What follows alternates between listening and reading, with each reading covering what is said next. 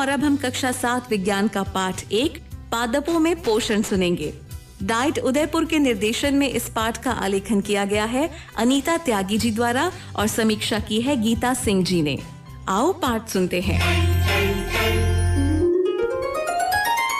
नमस्कार बच्चों, आज हम आपकी विज्ञान की पुस्तक के पाठ 1 की शुरुआत करने जा रहे हैं। आपकी पुस्तक का पहला पाठ पेड़ पौधों के संबंध में जानकारी प्रदान करने वाला है। बच्चों, आप सबने पेड़ पौधे तो देखे ही हैं।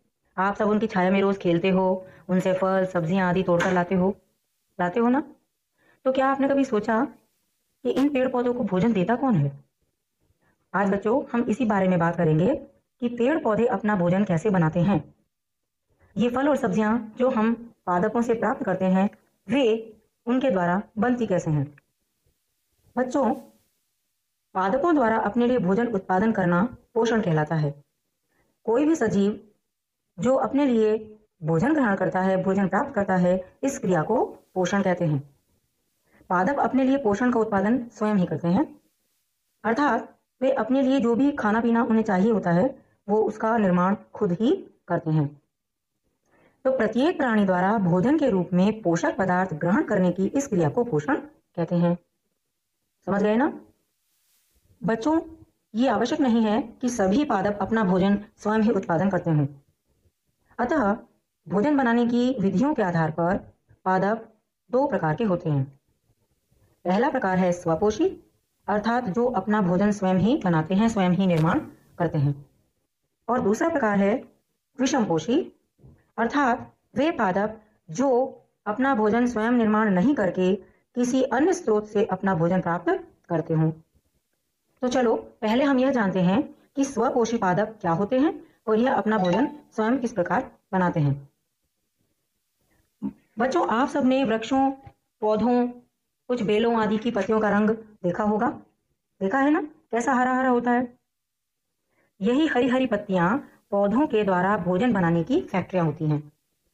इन्हीं पत्तियों के द्वारा पादप अपने भोजन का स्व उत्पादन या स्व निर्माण करते हैं।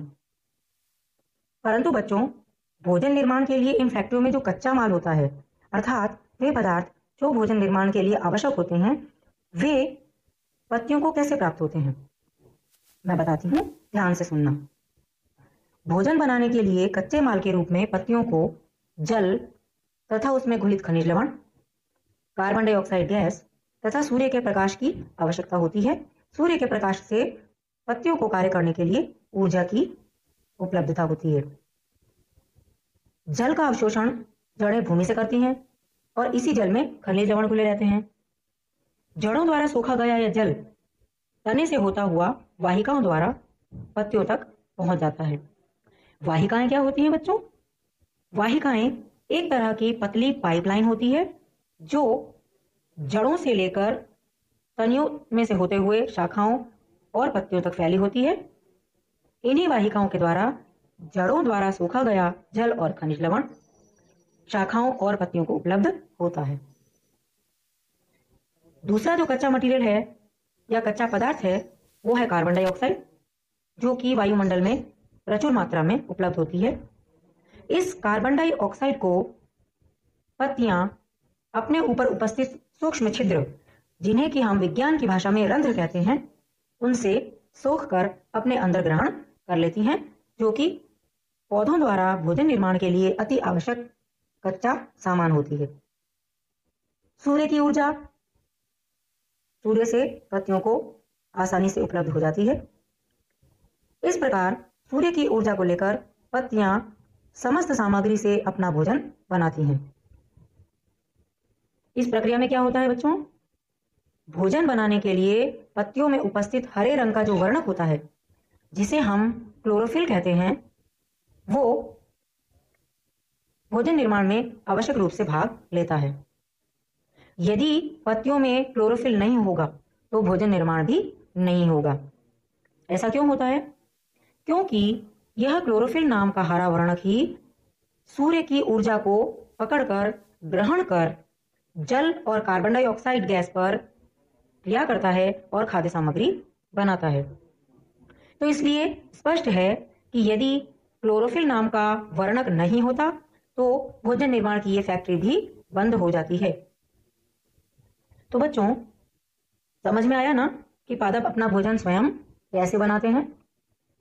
भोजन निर्माण की इस प्रक्रिया को प्रकाश संश्लेषण कहते हैं, अर्थात सूर्य के प्रकाश और क्लोरोफिल वर्णक की उपस्थिति में वायुमंडल की कार्बन डाइऑक्साइड और भूमि से सोखे गए जल की उपस्थिति में पत्तियों द्वारा खाद्य निर्माण को प्रकाश संश्लेषण कहते हैं। अगर हम प्रकाश संश्लेषण की इस क्रिया को समीकरण के रूप में लिखें तो कैसे लिखेंगे? ध्यान से सुनो। CO2 प्लस H2O, तीर का निशान लगाएंगे। इस तीर के निशान के ऊपर लिखेंगे क्लोरोफिल और नीचे लिखेंगे सूर्य का प्रकाश, और निशान के बाद लिखेंगे कार्बोहाइड्रेट अर्थात खाद्य पदार्थ प्लस O2 अर्थात ऑक्सीजन। यह हो गई प्रकाश संश्लेषण की रासायनिक सभी-क्रिया। प्यारे छात्र छात्राओं, यदि पृथ्वी पर पादपों ने प्रकाश संश्लेषण करना बंद कर दिया तो सभी सजीवों का अस्तित्व ही समाप्त हो जाएगा। क्यों? क्योंकि यदि हरे वृक्ष ही नहीं होंगे तो घास, फल, सब्जी, अनाज कुछ भी नहीं मिलेगा, कोई उत्पादन करने वाला ही नहीं बचेगा। इन सभी चीजों को शाकाहारी जीव खाते हैं और जीवित रहते हैं। तो यदि शाकाहारी जीव समाप्त हो गए तो मांसाहारी जीव भी भूख से मर जाएंगे और पृथ्वी पर सजीवों का अस्तित्व समाप्त हो जाएगा। तो अब आप समझ गए ना बच्चों कि स्वपोषी हरे पादप और इनके द्वारा की जाने वाली प्रकाश संश्लेषण की यह प्रक्रिया पृथ्वी पर सभी सजीवों के जीवन का आधार है। दूसरी और महत्वपूर्ण बात जो मैं आपको बताती हूं और आपको याद भी अवश्य ही रखनी है, वो क्या है कि प्रकाश संश्लेषण की क्रिया के फलस्वरूप हरे पादप हमें प्राणवायु अर्थात ऑक्सीजन गैस भी देते हैं। आपको पता है ना, ऑक्सीजन गैस के बिना कोई भी सजीव जीवित नहीं रहता। कभी अपनी नाक को बंद करके अपनी सांस रोकोगे ना तो पता चलेगा कि हम ऑक्सीजन के बिना 1 मिनट भी जीवित नहीं रह सकते। और ये ऑक्सीजन हमें कहां से मिलती है? हरे वृक्षों से। कैसे? जब पत्तियों का हरे रंग का वर्णक क्लोरोफिल सूर्य की ऊर्जा से सक्रिय होकर जल के अणु के ऊपर क्रिया करता है तो जल का अणु अर्थात H2O ऑक्सीजन और हाइड्रोजन में टूट जाता है। यही ऑक्सीजन पेड़ पौधे वातावरण में छोड़ देते हैं जिससे कि हम सांस लेते हैं। साथ ही दूसरी जो गैस जल से बनती है वो है हाइड्रोजन। यह हाइड्रोजन कार्बन डाइऑक्साइड के कार्बन से क्रिया करके खाद्य पदार्थ के रूप में कार्बोहाइड्रेट का निर्माण करती है। कार्बोहाइड्रेट अर्थात खाद्य पदार्थ जो कि पेड़ पौधों में मुख्य रूप से मंड या स्टार्च होता है। बच्चों, प्रकाश संश्लेषण की क्रिया में पौधों में खाद्य के रूप में स्टार्च या मंड बनता है। इसकी उपस्थिति को हम एक प्रयोग के द्वारा भी जांच सकते हैं। इस प्रयोग में हमें क्या करना है? हम एक ही समान पौधे लगे हुए 2 गमले लेंगे। एक पौधे को धूप में रखेंगे और दूसरे पौधे को अंधेरे कमरे में रख देंगे। लगभग 72 घंटों के बाद हम इन दोनों ही पौधों की पत्तियों में आयोडीन का टेस्ट करेंगे। कैसे करेंगे आयोडीन का टेस्ट?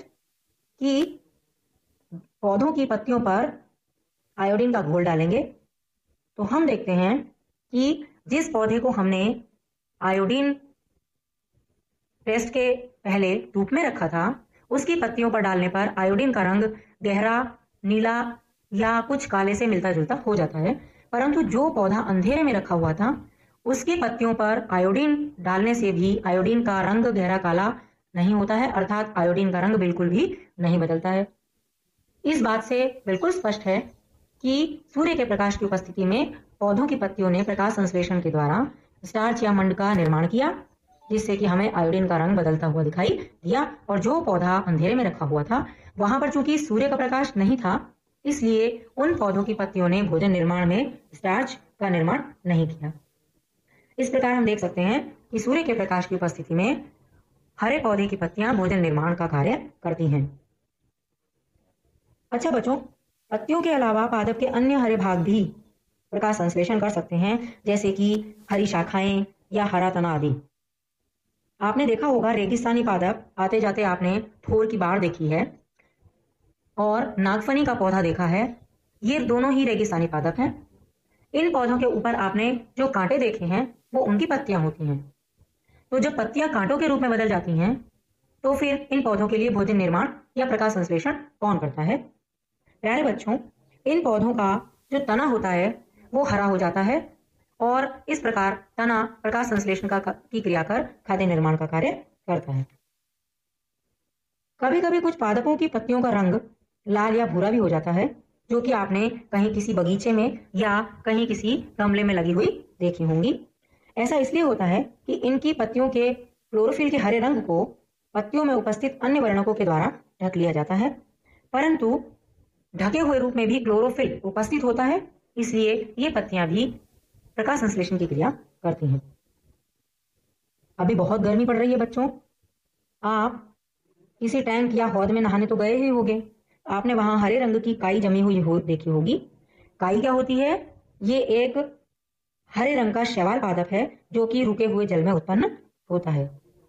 क्योंकि इस पादप में हरा रंग अर्थात क्लोरोफिल उपस्थित है, इसलिए यह हरा पादप ही प्रकाश संश्लेषण करता है। आप जानते हो बच्चों, ये हरे पादप कार्बोहाइड्रेट अर्थात स्टार्च के अलावा और भी किसी खाद्य पदार्थ का उत्पादन करते हैं? हाँ, करते हैं। वो होता है प्रोटीन।